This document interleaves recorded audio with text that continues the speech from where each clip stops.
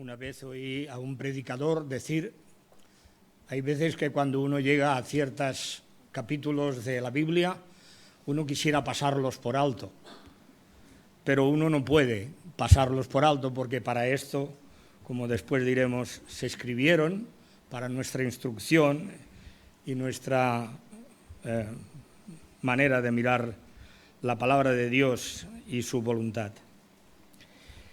Hay un eje sobre el cual gira toda esta breve epístola, que fue escrita por el apóstol Pedro a los expatriados de Ponto, Galacia, Capadocia, Asia y Bitinia, como parece desprenderse del versículo 1 del capítulo 3. Espero que tengáis las Biblias en la mano, porque a lo largo del mensaje vais a tener que mirar muchas veces los versículos que se han leído. Y en segundo lugar, la brevedad que al parecer le quedaba en tiempo al autor de esta epístola, según su propio testimonio. Él, en el versículo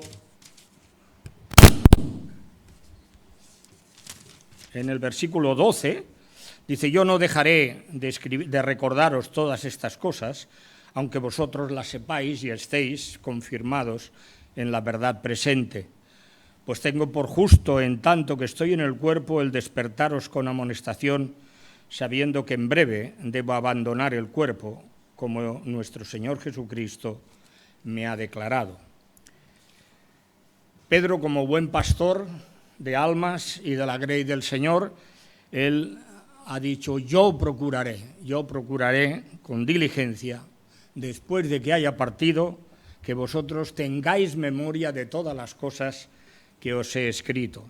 Seguramente se está refiriendo a la primera epístola que nuestro pastor hace ya bastantes meses, a principios del año pasado, si no recuerdo mal, él expuso desde este púlpito. Tal como él empieza su epístola, dice: yo deseo que aquellos que han alcanzado una fe tan preciosa como la que tenemos nosotros, él se refiere a él mismo y a todos los creyentes, dice: alcancéis no solamente un conocimiento pleno del Señor Jesucristo, sino que afiancéis vuestra vida espiritual viviendo en piedad y en verdad por la justicia que nuestro Señor Jesucristo ha alcanzado para nosotros, para que podáis vivir cada día viviendo una vida de piedad, para que el día del Señor esté presente en vuestras vidas. No olvidemos la venida del Señor Jesucristo. Dice que será con poder y con gloria, tal como os han escrito y os han instruido aquellos que presenciaron su majestad hace largo tiempo. Cuando el apóstol Pedro escribía esta epístola, hacía ya aproximadamente unos 30 y tantos años, unos 30 y tantos años, que el Señor Jesús había ascendido a los cielos. Como veremos después, este anuncio que él hace es un anuncio que ya también lo hizo el Señor Jesucristo, y posteriormente Pedro, luego Pablo, y ya en el año 20 del segundo siglo, el apóstol Juan, aproximadamente, sobre el 120. Las tres primeras cosas que hemos dicho: vivir una vida de piedad que ha sido ganada por el Señor Jesucristo para nosotros, estar presentes en nuestro vivir cada día esa vida, pero en amplitud, en realmente con alegría, y también mirando o contemplando la gloria del Señor, tal como él expresa a través de aquellos que habían instruido a los creyentes. Son los tres temas que ya tocamos hace aproximadamente, pues también, un año y medio. Cuando ya tenía que ir preparando para hacer el mensaje de hoy, ocurrió lo que nadie esperaba. Tuve que pasar por el quirófano, como muchos de vosotros sabéis, y también la situación y la vida de mi esposa movió a un derrotero que no esperábamos. Él empieza este segundo capítulo tocando un tema que normalmente digo, si no se hace una exposición temática de los libros de la Biblia, se toca poco. Es la introducción de los falsos profetas en las iglesias, en las congregaciones de los santos. Hay que tener en cuenta que esto no es nada extraño. Nos puede sonar, decir, bueno, falsos profetas, falsos maestros, pero si en nuestra iglesia nosotros contemplamos a nuestros hermanos y a los que nos predican o hablan y exponen la palabra, y no encontramos ningún falso profeta o falso maestro. Pero sí que es un tema que actualmente tiene mucha relevancia en medio del pueblo cristiano. Se han levantado falsos profetas, se levantan falsos profetas, como veremos.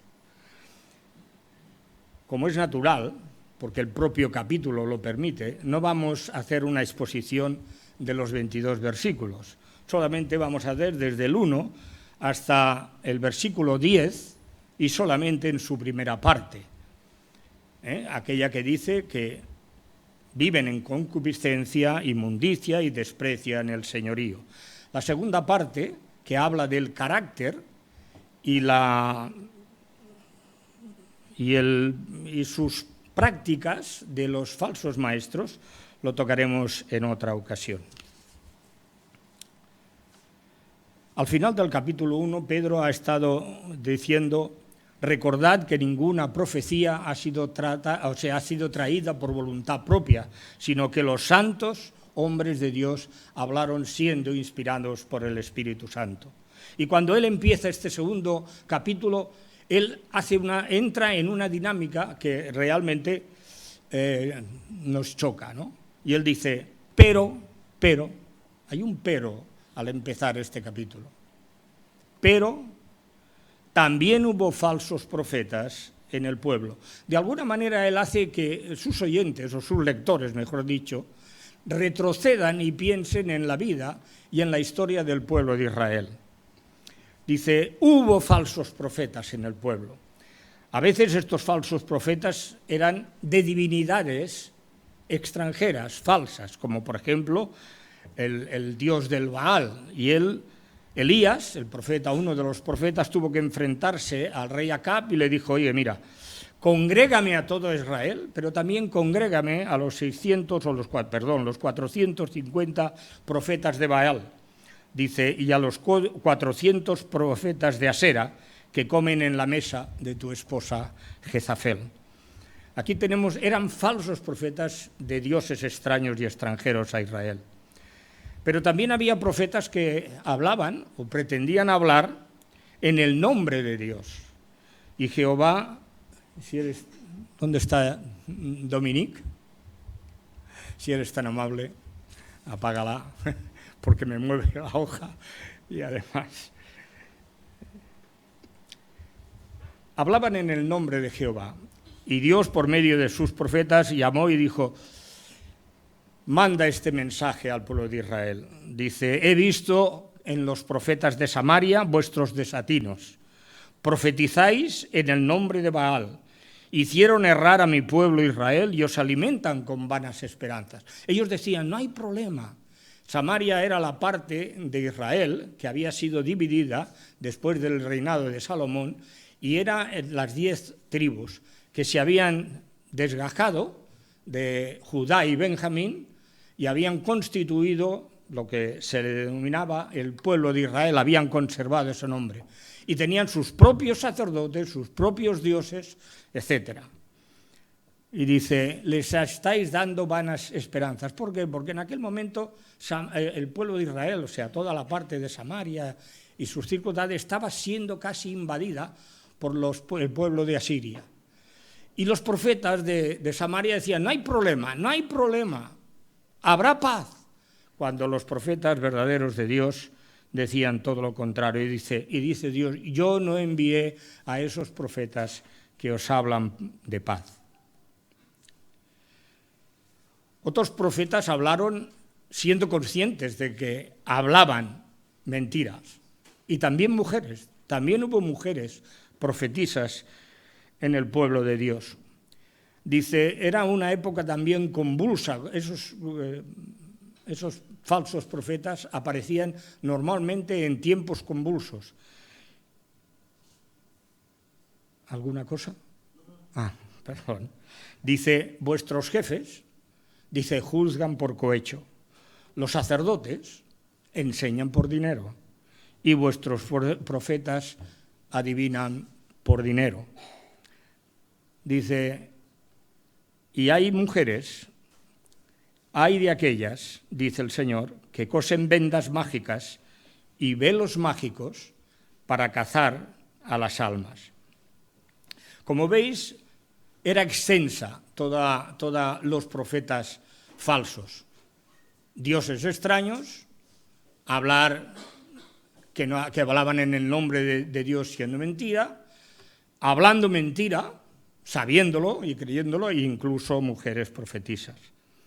Pero no siempre era fácil poder descubrir a los falsos profetas. Por eso Dios dio 3 formas de poderlos descubrir. En primer lugar, si no se cumplía lo que hablaba ese profeta, el tal no había hablado en el nombre del Señor. Si profetizaba conforme a la palabra de Dios y se cumplía esa profecía que daban, sí que había hablado en el nombre de Yahvé.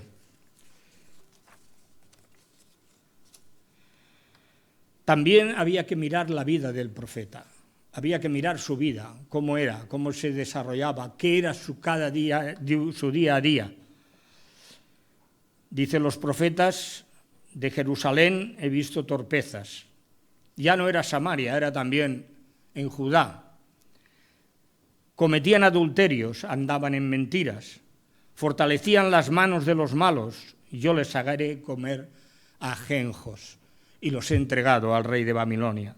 También Nabucodonosor había entrado ya por la parte norte de Samaria, y había conquistado toda Samaria, y ya estaba a las puertas de Judá y Benjamín, el reino del sur de Israel. Cometieron adulterios, todos ellos, con las mujeres de sus prójimos, y falsamente hablaron en mi nombre, palabra que yo no les mandé. Por eso, la conducta de aquellos que predicaban la palabra de Dios, que proclamaban la voz de Dios, tenía que estar de acuerdo con toda la voluntad y los mandamientos de Dios. Así pues, continúa el apóstol, después de haberles dicho que había falsos profetas en el pueblo, dice, como habrá entre vosotros falsos maestros. Como decía, el Señor Jesucristo ya levantó la voz contra los falsos maestros. Él dijo, y lo recoge Mateo, se levantarán falsos cristos, falsos profetas, y harán grandes señales y prodigios de tal manera que engañarán, si pueden, a los propios escogidos. El apóstol Pablo, escribiendo, o mejor dicho, despidiéndose de la iglesia de Éfeso, les decía a los ancianos, después de mi partida yo sé que entrarán en medio de la congregación lobos rapaces. Estos venían de fuera, pero añadió, pero dentro de vosotros mismos se levantarán también lobos rapaces que no perdonarán al rebaño. Y Juan, como decía al principio, aproximadamente entre el 100 y el 110 de nuestra era, él decía a las iglesias a las cuales él ministraba, amados, no creáis a todo espíritu, sino probad los espíritus, si son de Dios, porque muchos falsos profetas han salido por el mundo. Luego él añadiría en su propia epístola, dice, porque el espíritu de estos falsos profetas es el espíritu del anticristo, es el espíritu que se opone a Cristo. Por lo tanto, ese espíritu no ha dejado todavía de oponerse a la palabra del Señor, de oponerse al Evangelio y de oponerse al Señor Jesucristo. Estos falsos maestros, dice, se introducirán encubiertamente, no darán la cara. He tenido ocasión de a lo largo de muchos años de haber podido, gracias a Dios no muchas veces, pero en muchas ocasiones, poder detectar a estos falsos. No yo, porque no soy nadie, sino haberse puesto en evidencia sus falsas enseñanzas. Se habían introducido abiertamente, encubiertamente, no daban la cara al principio y poco a poco son muy afables, son muy amables. Parece ser que todo es sonrisas y todo son alegrías cuando uno está con ellos, pero poco a poco van introduciendo sus doctrinas, sus herejías, como dice el apóstol Pedro. Introducirán encubiertamente herejías destructoras.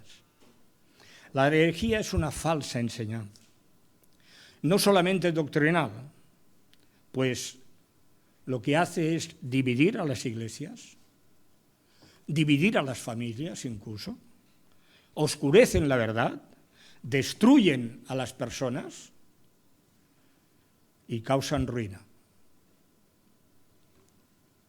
Pero también estas herejías no solo son doctrinas, en algún momento pueden dar paso a conductas lascivas, como podemos desprender del versículo 2 de este capítulo, y muchos seguirán sus disoluciones. Luego hablaremos qué significa esto de disoluciones. O como dice en el versículo 14 de este mismo capítulo, tienen los ojos llenos de adulterio y no se sacian de pecar. Existen de alguna manera algunas religiones que se han opuesto y se oponen todavía en nuestros días abiertamente al cristianismo. Podríamos hablar del hinduismo, el budismo, Confucio, Lao Tse, Zoroastro, Mahoma. Todo lo que voy a describir ahora no es el momento ni el lugar, y faltaría tiempo para cada una de las oposiciones que tiene el Evangelio de estos falsos maestros. Hay algunas que han invadido el cristianismo, como podrían ser el espiritismo, la astrología, la teosofía o la ciencia de la cristiandad. Hay otras que han plagiado a la religión cristiana. El mormonismo, el adventismo del séptimo día, los testigos de Jehová, el unitarismo, la ciencia cristiana y un largo etcétera que hay a lo largo de la historia de la Iglesia. Muchas veces estas doctrinas y herejías están apoyadas en una exégesis bíblica muy particular, pero que llenan de dudas, de miedo, de angustia, el corazón de aquellas personas que se acercan sinceramente a la persona y a la verdad de nuestro Señor Jesucristo. Y crean en ellos, como decía, miedo, angustia y corazón compungido. Por ejemplo, tuvimos hace algunos años en el CEP un hermano al cual en su congregación le habían enseñado que si pecaba perdía la salvación. Tardó más de 2 años en recuperar su estabilización espiritual. Tuve ocasión, yo y otros hermanos, de hablar con él, porque realmente estaba angustiado. Él pensaba que había asistido y asistía a los cultos y todavía asistía en aquel momento. Dice, pero cada vez que caigo en pecado, dice, he perdido la salvación.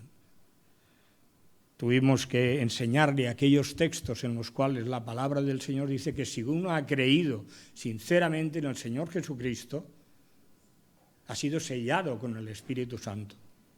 Si uno se ha arrepentido de sus pecados, el Señor lo ha cogido en su mano y nadie lo apartará de ella.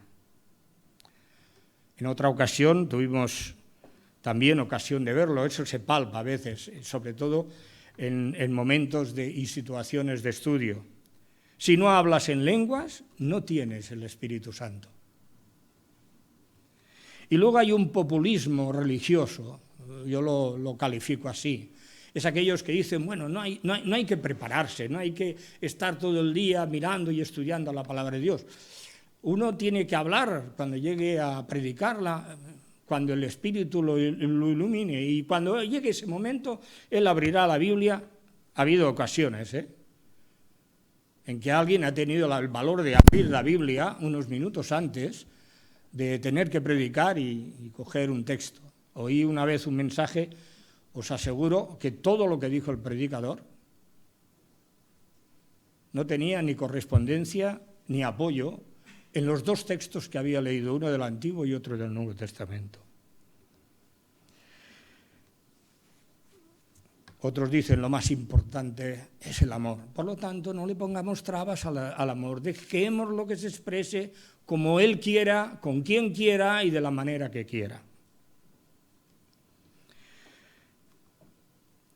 Los falsos maestros no solo se introducían encubiertamente, sino que negaban al Señor Jesucristo que los había rescatado.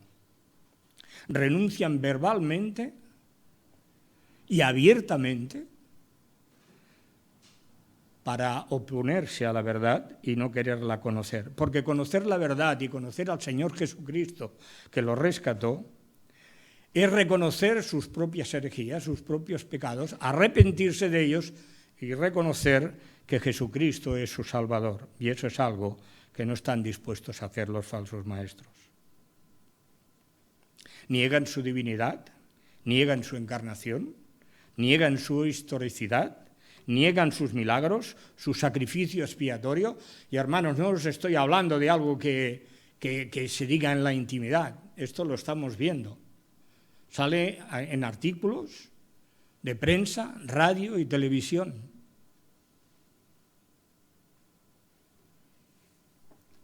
Como dice la palabra del Señor, manifiestas son las obras de la carne, que son idolatría, hechicerías, enemistades, herejías y cosas semejantes a estas. Las que practican tales cosas no heredarán el reino de Dios. Desgraciadamente, las herejías y sus prácticas atraen a muchas personas. El apóstol Pedro dice en el versículo 10, en su primera parte, y muchos seguirán sus disoluciones.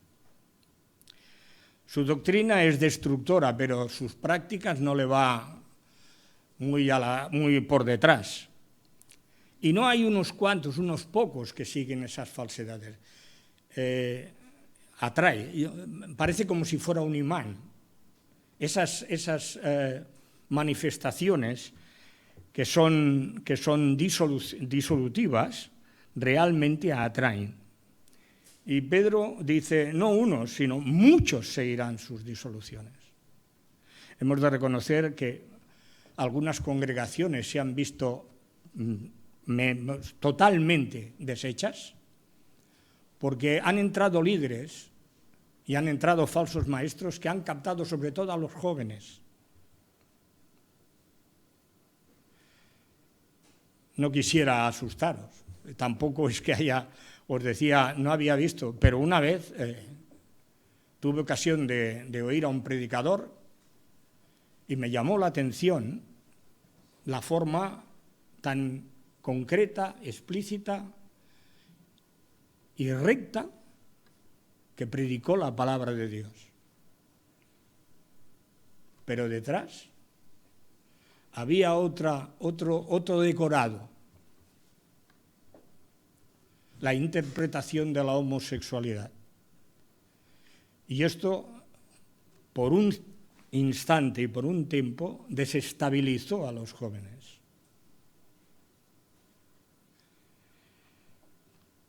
La verdad, ellos no quieren conocer la verdad. Dice, por causa de estos que se juntan juntamente con los falsos maestros, el camino de la verdad será blasfemado. Jesucristo es la verdad. La palabra de Dios es la verdad. El Evangelio es la verdad. Dios es la verdad.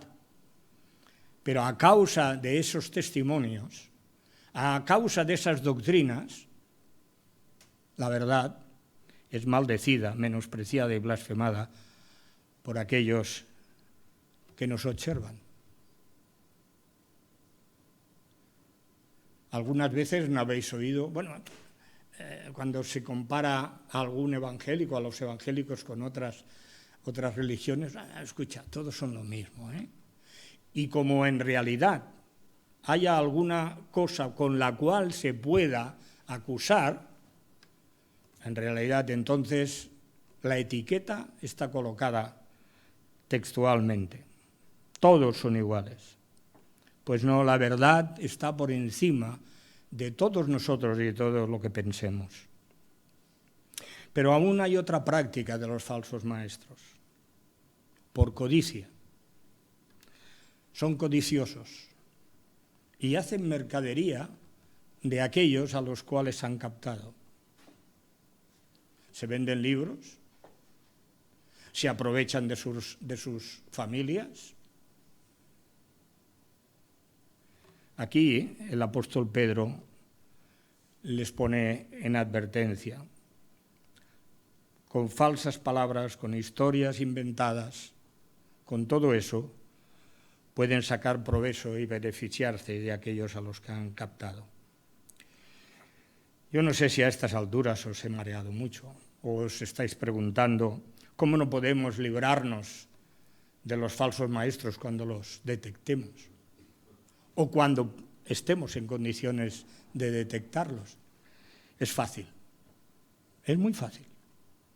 La propia palabra del Señor nos lo enseña. Hagamos, hermanos, lo mismo que los creyentes de Berea. Pablo y Silas tuvieron que huir de Tesalónica porque los perseguía la oposición de los judíos.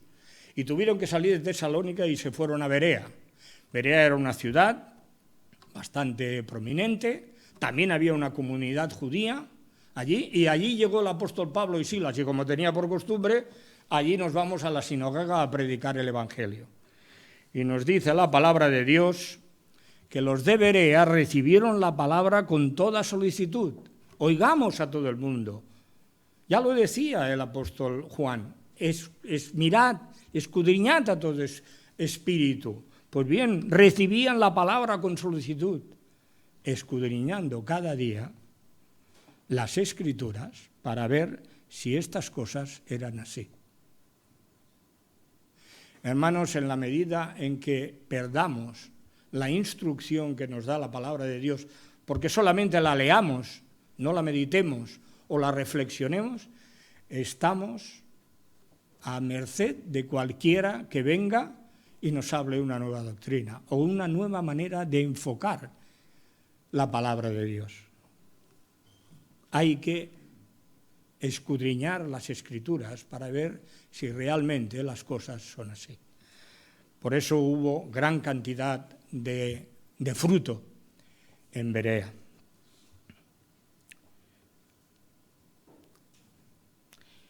Hermanos, cuando más ocasiones tengamos de estudiar la palabra, no hay tampoco que ir a grandes seminarios. En esta propia iglesia tenemos ocasión de que a través de nuestro pastor podamos tener una buena instrucción bíblica.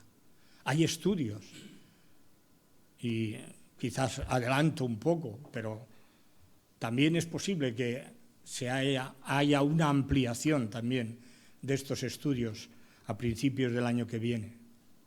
Hay que instruirse, hermanos, porque si no, cualquiera nos puede liar. Hay aquel ateo que coge la Biblia y dice, oye, no me hables de que Dios existe. La Biblia dice, Dios no existe.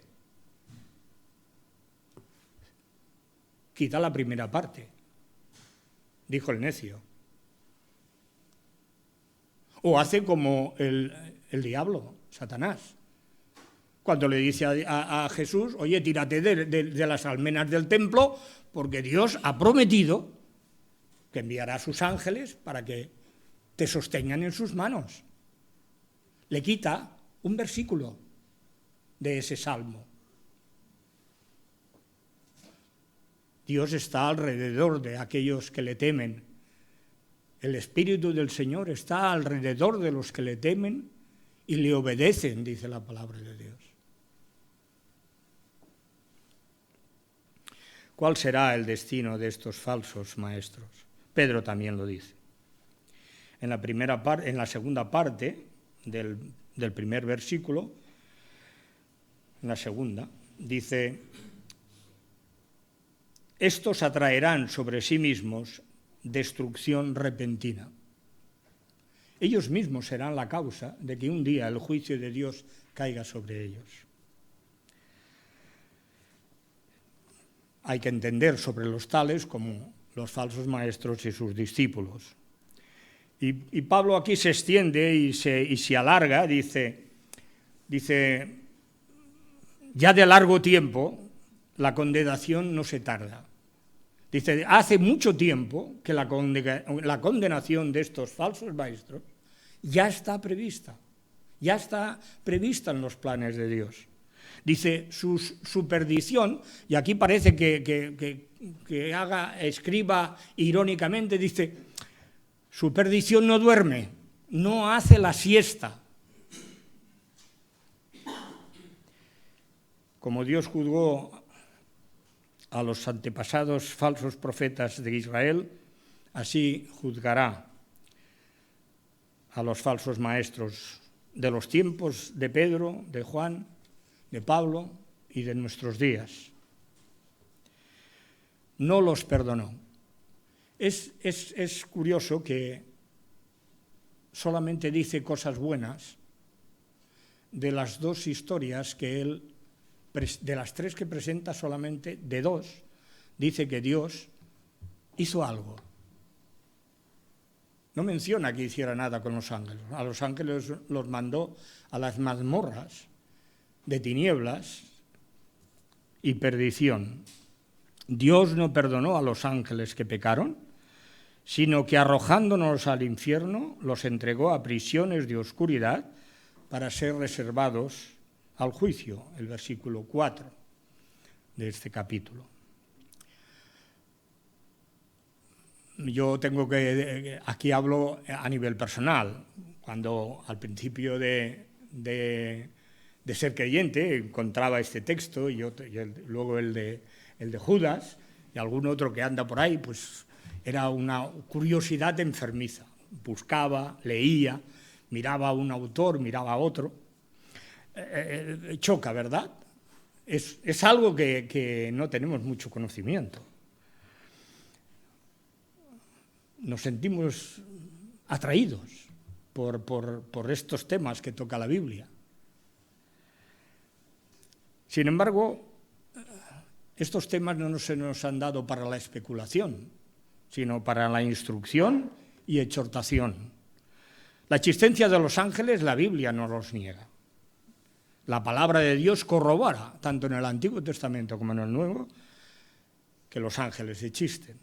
De Génesis hasta Malaquías hay textos que hablan de su presencia y de sus actividades. También de Mateo hasta Apocalipsis.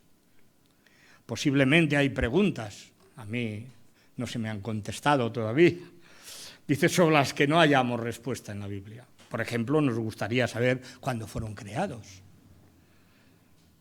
¿Por qué fueron creados? ¿Cuándo pecaron? ¿Cuál fue la naturaleza de su pecado? ¿Por qué si Dios los ha colocado en mazmorras de oscuridad y tinieblas, todavía tienen poder sobre el hombre? Pero Dios los condenará. Los ha condenado y no ha hecho nada en favor de ellos. Seguramente porque no seguramente, sino porque son espíritus puros. Habían gozado de la gloria de Dios como nadie hasta este momento había gozado, salvo algunos creyentes, como Isaías, como Moisés, como por ejemplo Pedro, Juan y Jacobo, que contemplaron la gloria y la majestad de Jesucristo, que es la de Dios. Los ángeles son seres creados, son seres espirituales, que no tienen cuerpo, aunque algunas veces se hagan visibles y tomen forma humana, como por ejemplo en el caso en que Abraham vio venir a 3 personas hacia él. Una de ellas era Dios, seguramente el ángel de Jehová, como algunos creen, la segunda persona de la Trinidad en una teofanía, y 2 ángeles más que eran visibles y que son los que fueron a Sodoma y Gomorra. El número de ellos es incalculable, se nos habla en algún lugar de 10 millones o de 10 millares, otra de 20 de millares. En otros lugares se nos habla de 10 o 12 legiones y en otro lugar, en Apocalipsis mismo, de millones de millones. Número incalculable. También la Biblia dice que hay ángeles buenos y malos. Y uno piensa, aunque todo lo creado por Dios vio él que era bueno en gran manera, ¿cómo fue que estos ángeles malos se rebelaron? Pero la Biblia tampoco nos da mucha información. Y Dios no los perdonó.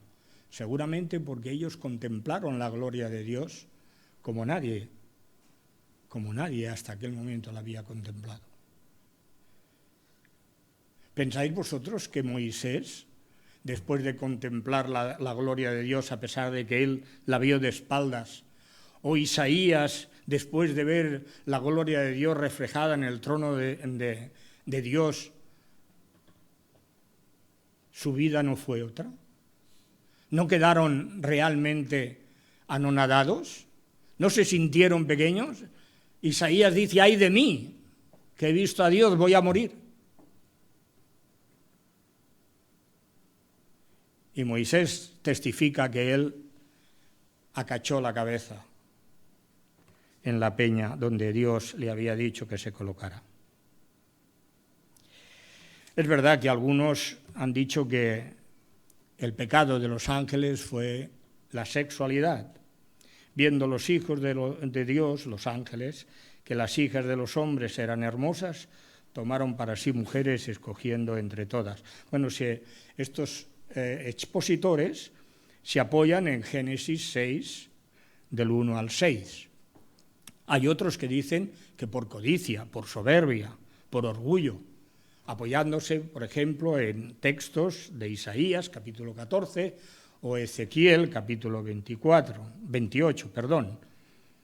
En uno se juzga al rey de Tiro, al otro se nos está juzgando al rey de Babilonia.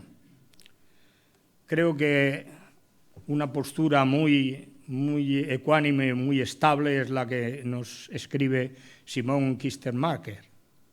Él dice en su libro, cuando él comenta primero y segundo de Pedro, dice, la palabra de Dios nos enseña que muchos ángeles se rebelaron contra Dios.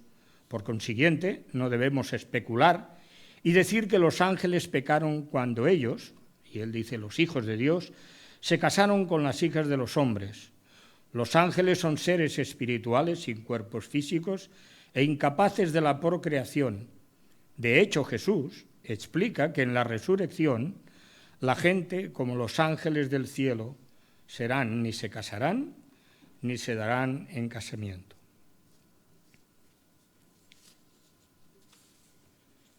El segundo ejemplo que pone Pedro es la destrucción del mundo antiguo, la época en que vivía Noé. Bien, la historia de Noé la sabemos todos, solamente vamos a dar unas cuantas pinceladas. Vio Dios que la maldad era mucha en la tierra y toda carne había corrompido su camino. Dijo Dios a Noé, he decidido dar fin a todo esto y destruir a los hombres, hace una arca.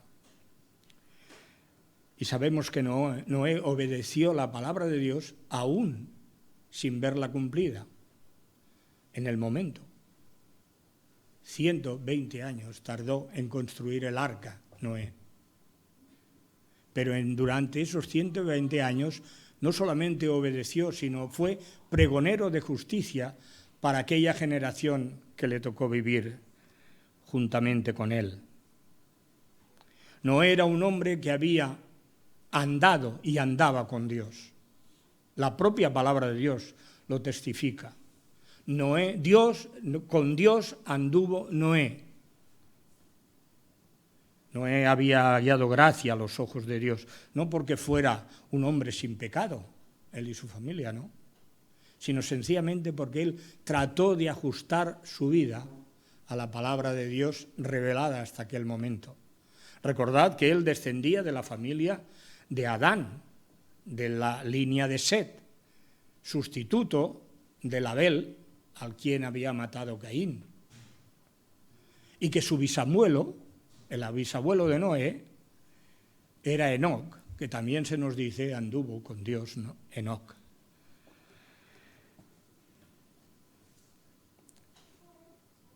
Después veremos que Dios lo salvó también a Noé. El otro ejemplo es la destrucción, versículo 6, de las ciudades de Sodoma y Gomorra, reduciéndolas a ceniza. Dios las condenó. También por su maldad. Las condenó a ser destruidas, reduciéndolas a ceniza. La destrucción, quiero que os imaginéis por un momento.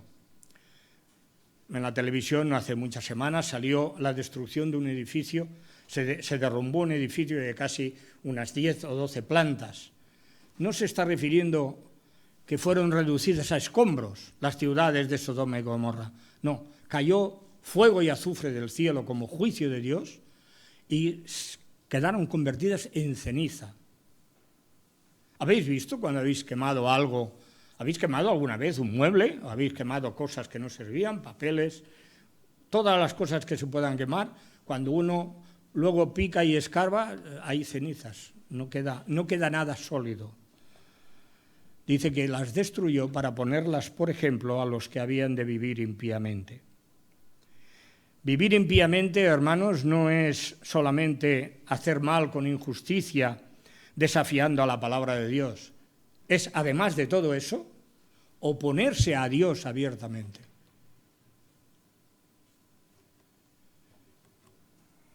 Hoy no hemos mencionado a la iglesia del satanismo, ¿verdad?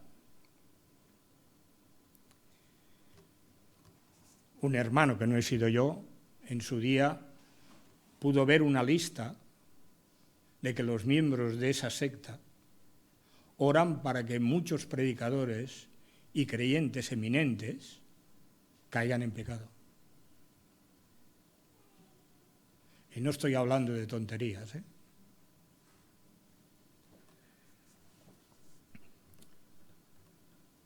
Los injustos son reservados para ser castigados en el día del juicio final.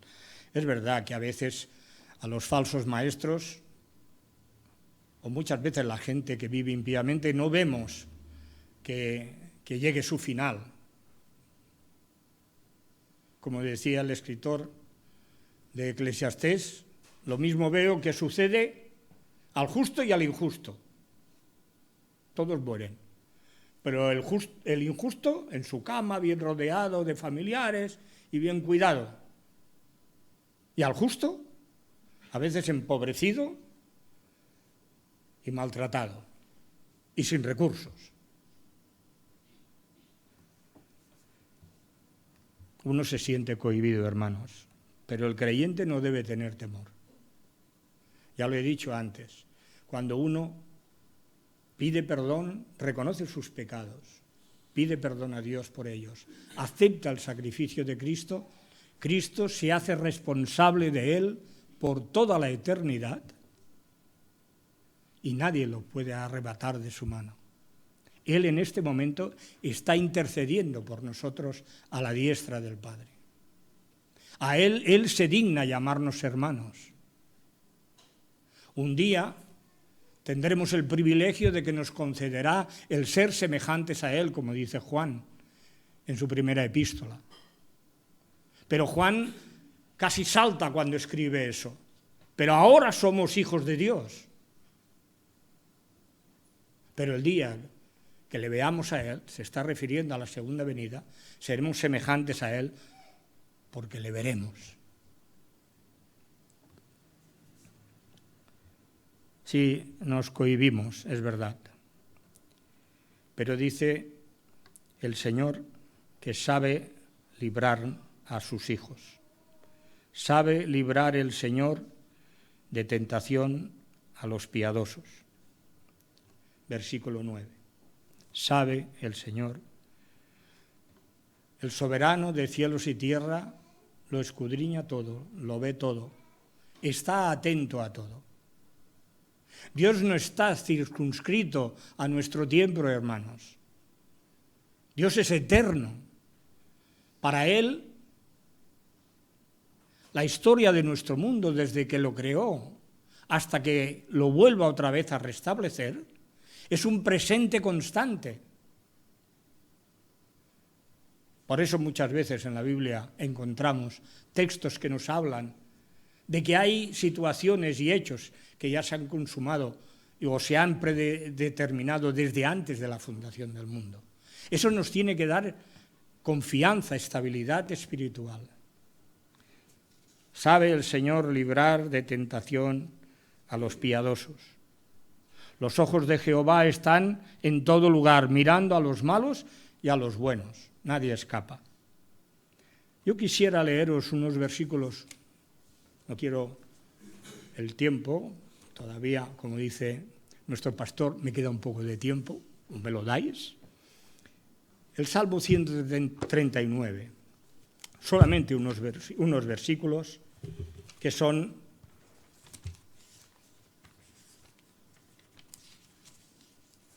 realmente nos dan mucha iluminación. Jehová, tú me has examinado y conocido, y dice el salmista, tú has conocido mi sentarme y mi levantarme. O sea, lo mismo estar despierto que esté dormido. Dice, has entendido desde lejos mis pensamientos, has escudriñado mi andar y mi reposo. Todos mis caminos te son conocidos. Y dice, aún la palabra no está en mi lengua, y he aquí, Señor, tú la sabes toda. Por detrás y delante me rodeaste, y sobre ti pusiste mi mano. Y luego dice un poquitín más adelante, ¿a dónde huiré de tu presencia? Si subiera a los cielos, allí estás tú. Si al Seol, a la tumba, hiciere mi estrado, allí estás tú. Si tomare las alas del alba, allí habitaré al extremo del mar, aún allí me guiará tu mano y me asirá tu diestra. Si dijere, bueno, las tinieblas me cubren, aún la noche resplandecerá alrededor de mí. Dice, porque las tinieblas no se encubren de ti. La noche resplandece como el día. Lo mismo te son las tinieblas que la luz. Y sigue diciendo, tú formaste mis entrañas, etcétera, etcétera. El conocimiento que Dios pueda tener y tiene de nosotros, hermanos, es exhaustivo. ¿Quién conoce? Hay una anécdota sobre Ford. Ford fue el inventor del coche, por lo menos de los primeros coches como los que conocemos hoy. Y dice que cierta vez iba por una carretera y un poco más adelante su chofer le dijo, mire, hay otro coche parado, ¿qué hacemos? Dice, para. En aquella ocasión no había muchos coches. Y le dijo que parara. Le preguntaron qué ocurría, bajó del coche el señor Ford y le preguntó al señor, ¿qué le ocurre a su coche? Dice, se ha parado. Y yo no entiendo nada, oiga. Ford le dijo, bueno, bien, vamos, levante el capó. Levantaron el capó, lo miró, tocó unas piezas y le dijo, póngalo en marcha, por favor. Y lo puso en marcha y al instante el coche volvía a funcionar. Ford le dijo, pues ya puede seguir su camino. Y le dijo, oiga, ¿cómo sabe usted tanto de coches? Dice, porque yo soy su creador. Pues Dios es nuestro creador, nos conoce hasta lo más íntimo de nuestro ser. Aunque nos parezca que a veces Dios se ha confundido o se ha equivocado.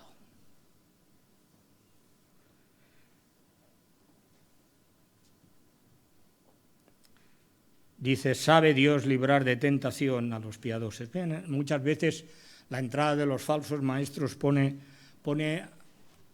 nuestra vida en una tesitura, en una tentación. La tentación, como sabéis, puede venir de fuera y de dentro, en este caso de fuera. Nos pone justamente para que sepamos realmente si estamos en la verdad.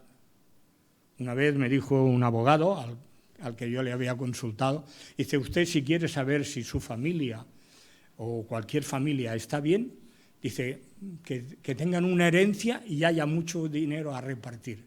Entonces sabrá si se llevan bien la familia o no se llevan bien. Pues bien, es así, hermanos. Dios guardó a Noé, pregonero de justicia, con otras 7 personas. Ya hemos comentado esto. Él los guardó. Él los libró de su generación. Pero dice el apóstol Pedro, también libró a Lot, al justo Lot, abrumado por la nefanda conducta de los maldados. Para echarse las manos a la cabeza, ¿verdad? Cuando uno piensa un poco en Lot, Lot se benefició del llamamiento a Abraham. Lot se benefició egoístamente de la bondad y de la generosidad de Abraham cuando le dijo, mira, tus pastores y mis pastores no pueden estar en el mismo lugar con nuestros rebaños, escoge tú. Y dice que alzó los ojos y vio toda la tierra del Jordán y toda ella era de riego, como el huerto de Jehová o como la tierra de Egipto. Dice, entonces Lot escogió para sí la llanura del Jordán. Un hombre que tenía un pie, seguramente, como vemos por la palabra de Dios, un pie en el mundo y sus oraciones en Dios. Y dice que poco a poco la palabra de Dios, que él fue poniendo sus tiendas hacia la ciudad de Sodoma, hasta que finalmente habitó en ella.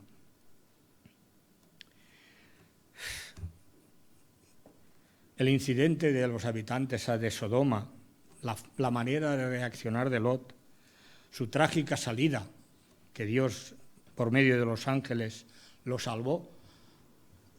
Yo, francamente, si hubiera tenido que escribir esta parte que escribe el apóstol Pedro, de verdad, que no lo hubiera hecho. ¿Cómo puede Pedro escribir? Porque este justo, o sea, libró al justo Lot, abrumado por la nefanda conducta de los malvados de su época, porque este justo que moraba entre ellos afligía cada día su alma justa, viendo y oyendo los hechos inicuos de ellos. Pero si era Lot el que había entrado en Sodoma. Hermanos, no siempre hacemos todas las cosas como nos corresponde hacerlas. Muchas veces nos equivocamos. Hace pocos días mi nieta tuvo una confidencia conmigo y me dice, Avi, me he equivocado. Y yo le hablé con ella, le dije, bueno, pues para que te sirva de experiencia, tu abuelo también se ha equivocado muchas, no una, sino muchas veces. Y Lot se había equivocado, se metió en la casa del mal, en la casa del pecado. Pero seguramente cuando se dio cuenta de su horror es cuando empezó a afligir su alma justa. Cada día. Hermanos, a veces nos metemos en la boca del lobo. Pidámosle a Dios cada día que nos saque. Dios seguramente escuchó las oraciones de Lot y lo libró. Unas pocas reflexiones sobre este punto que acabamos de hacer. Nos ha alcanzado la fe genuina al oír la palabra de Dios. Vivimos sin contaminarnos con el mundo que nos rodea como Noé.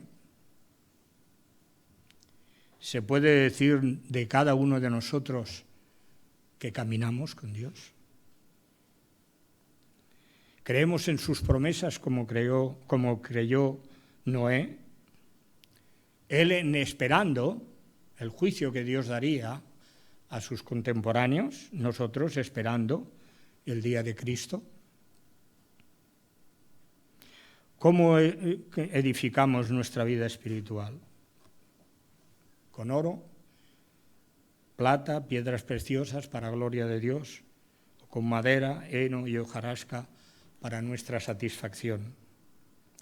El día de Cristo, hermanos, juzgará vuestra obra y la mía, la de todos. Ojalá se pueda decir de nosotros lo que se dice en Apocalipsis. Bienaventurados los que están con el Señor, porque sus obras continúan con ellos. Seguramente porque el fuego no las habrá consumido. Habremos construido nuestra vida espiritual con oro, plata y piedras preciosas. Si nuestra obra se quema, en aquel día nos pasará lo mismo que a Lot. Seremos salvos, como dice Pablo, así como por fuego. Una vez un predicador dice, algunos haremos a lo mejor olor a quemado. Olor a quemado. Una palabra de conclusión solamente. Hemos visto el peligro de los falsos maestros y la solución. Llenarnos, instruirnos, rebosar del conocimiento de la palabra del Señor. Hemos visto el fin de los malos y de los impíos.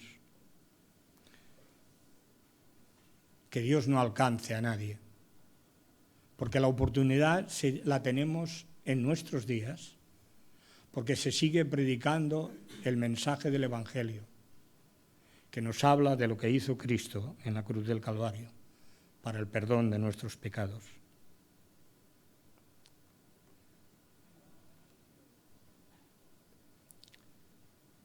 Los ejemplos de Noé y Lot son para tener en cuenta, aprender de uno y también del otro. Y finalmente escuchar lo que dice el Señor Jesucristo. El que tiene oído, oiga lo que el Espíritu dice. Que el Señor nos bendiga.